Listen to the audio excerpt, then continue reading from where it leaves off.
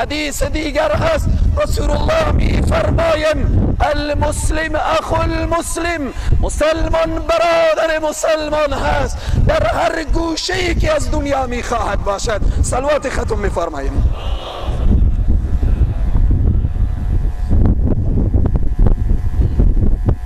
در این آیات و در این احادیث گفته شده انما المؤمنون اخوه، گفته شده المسلم اخو المسلم.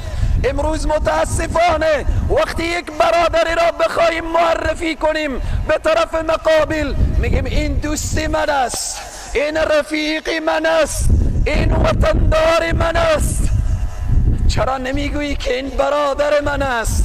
این را قرآن برادر خوانده، بگو این برادر من است. در صحرای محشر الاخلاء یومئذ بعضهم لبعض الا المتقون. به صحرای محشر چی بسا دوستانی به جان هم دیگر می افتند، چی بسا دوستان دشمن هم دیگر می شوند.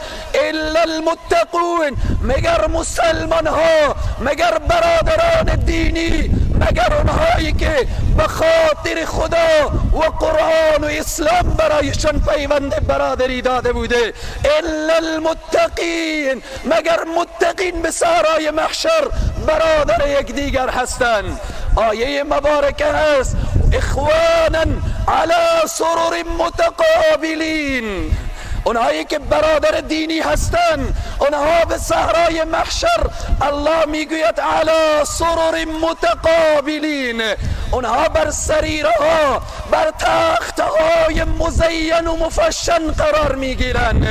تو مسلمان باید بدانی که مسئله نسب به صحرای محشر از بین می رود، ولی نسبی که او را دین، برادری که دین برای من و تو معرفی کرده، او سلسله از بین نمی رود. فاذا نفخ فی الصور فلا انصاب بینهم، هنگامی که نفخه صور دمیده شود همه نسب ها به هم می ریزه. برادر نسبی از پیش من و تو فرار میکنه، خواهر نسبی از پیش من و تو فرار میکنه، ولی برادر دینی فرار نمی کند. برادر دینی میایه به صحرای محشر میگه ای برادرم چی حالتی داری؟ کسانی که به خاطر خدا محبت میکنن، به خاطر خدا خرج میکنن، به خاطر خدا مصرف میکنن، دو برادر دینی به صحرای محشر حاضر میشوند. ای برادر چی حال داری؟ حالتو چگونه هست؟ به حالتیه که میخوام به جهنم برم، ولی برادر دینی میگم من ثوابی که کسب کردم برای تو میدهم.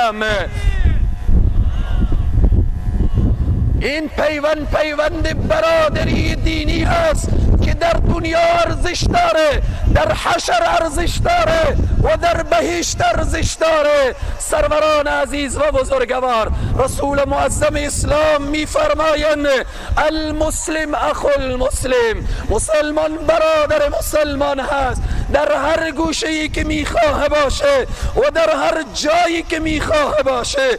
بنان برای مسلمان مسائل جغرافیایی مطرح نیست، برای من و تو این مطرح نیه که مسلمان کجاییه، مسلمان به کجا زندگی میکنه.